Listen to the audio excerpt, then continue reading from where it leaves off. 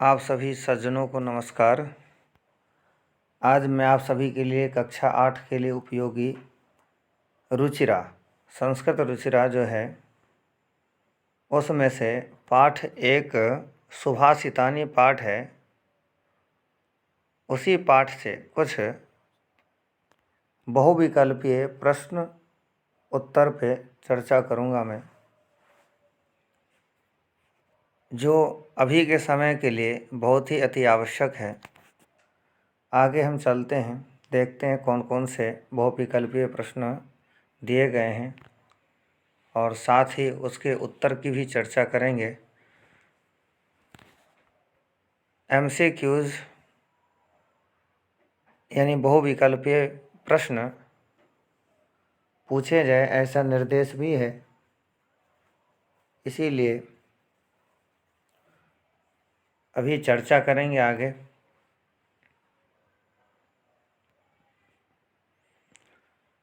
इसमें सबसे ऊपर जो लाल कलर में लिखा गया है, इसमें लिखा गया है निम्न श्लोकद्वयं पठित्वा प्रश्नान उत्तरत। नीचे लिखे गए 2 श्लोक को पढ़िए और प्रश्नों का उत्तर दीजिए। एक श्लोक यहाँ है, एक आगे आपको बताया जाएगा। सबसे पहले तो इस श्लोक को पढ़ लिया जाए।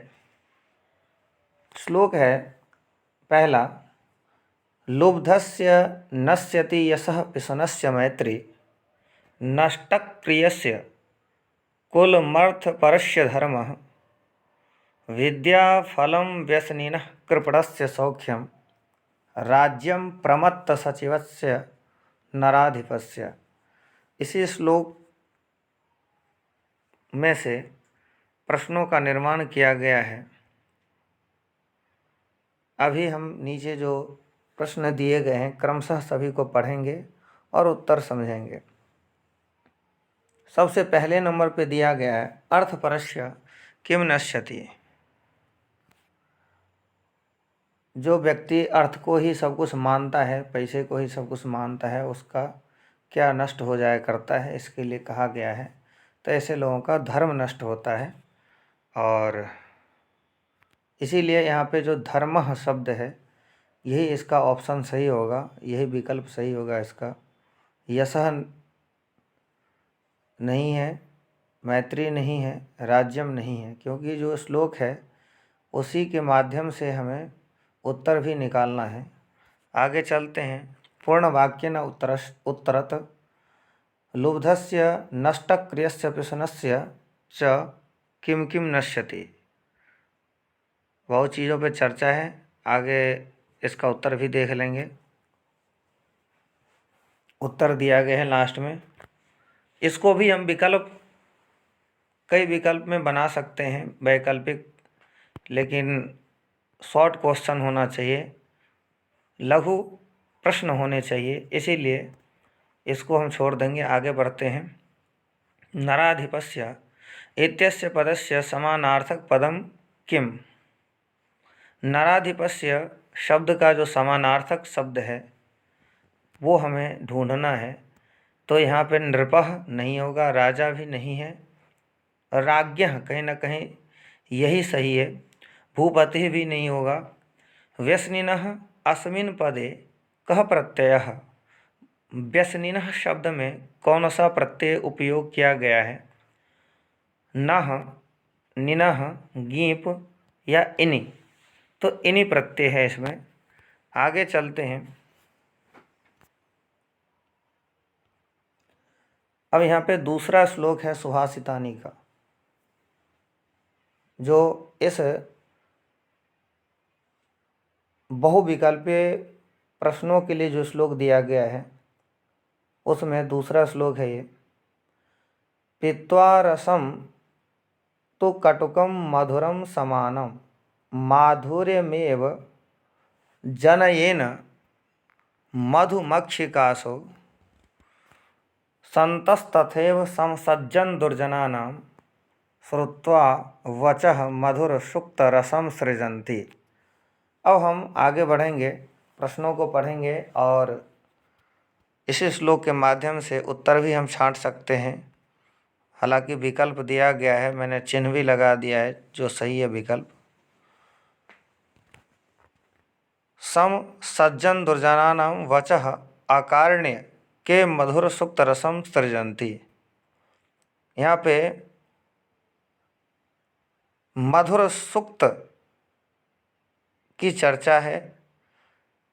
सृजन्ति, मधुर सुक्त कौन गाते हैं, किनके द्वारा कहा गया मधुर सुक्त? तो यहाँ पे जो है दुष्ट के द्वारा तो नहीं होगा, संत के द्वारा हो सकता है, इसीलिए संत में यहाँ पे चिन्ह लगा है। दुर्जनों के लिए भी विकल्प, दुर्जन भी ये काम नहीं कर सकते, इसीलिए ये विकल्प भी गलत है। मक्षिका, मक्षिका जो है मधु यानी शहद देती है, लेकिन यहाँ पे मधुर सुक्त की चर्चा, इसीलिए ये भी विकल्प गलत होगा। आगे पूर्ण वाक्य न उत्तरत, एक प्रश्न पूर्ण वाक्य का है, इसको भी हम यहाँ पे जो भी है प्रश्न उसको पढ़ लेंगे, लेकिन इसका उत्तर जो है आखिरी में दिया गया, वहाँ से देख लेंगे। वैकल्पिक में सम्मिलित नहीं करेंगे, इसीलिए इसको यहाँ पे मैंने काट दिया है, क्योंकि लघु प्रश्न होने चाहिए, लघु उसका उत्तर भी होना चाहिए।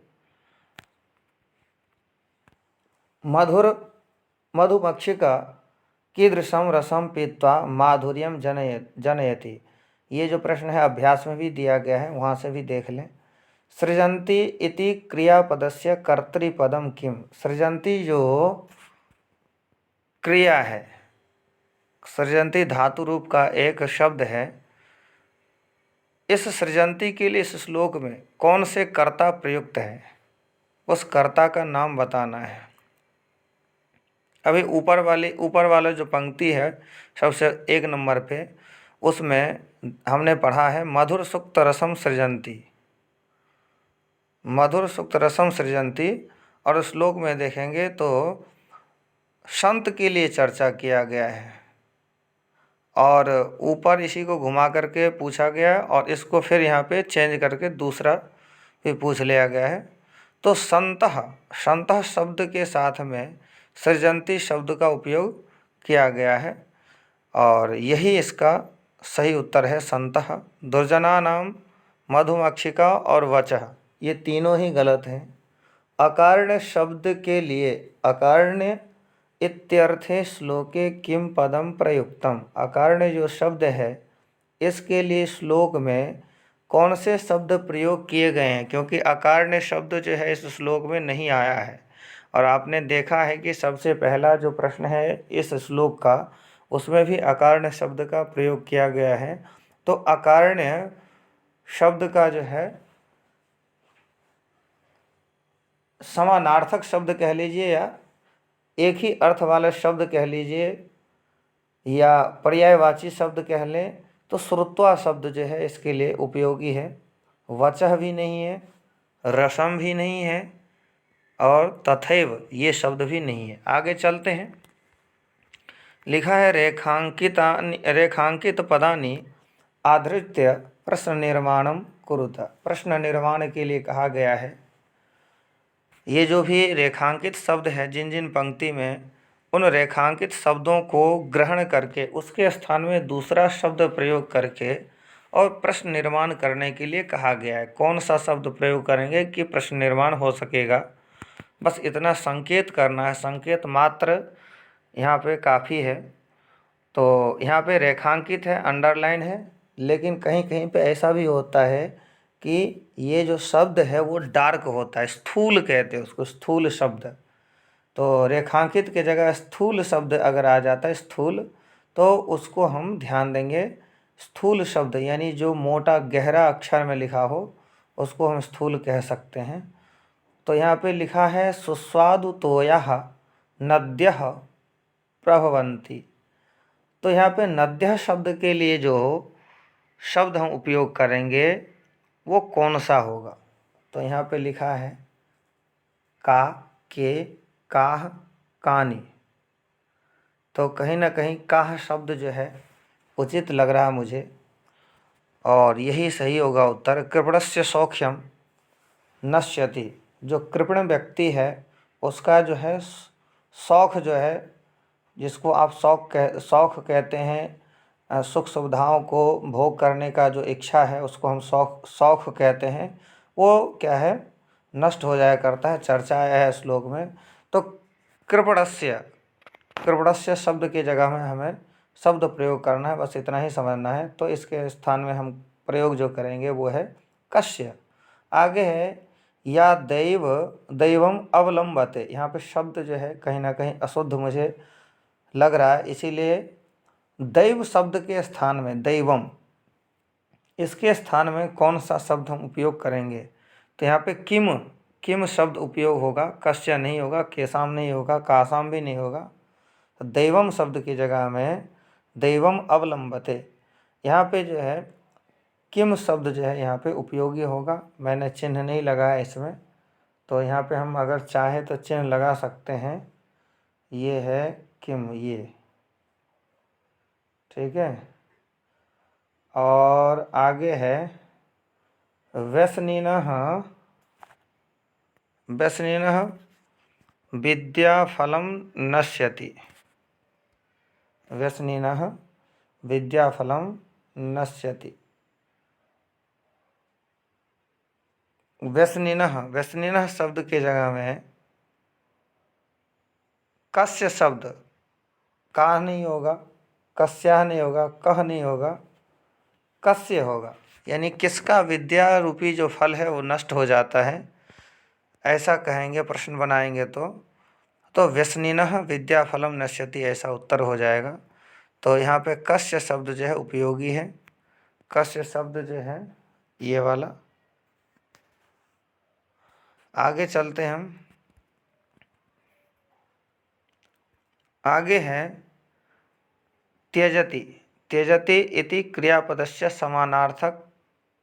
समानार्थकम किम।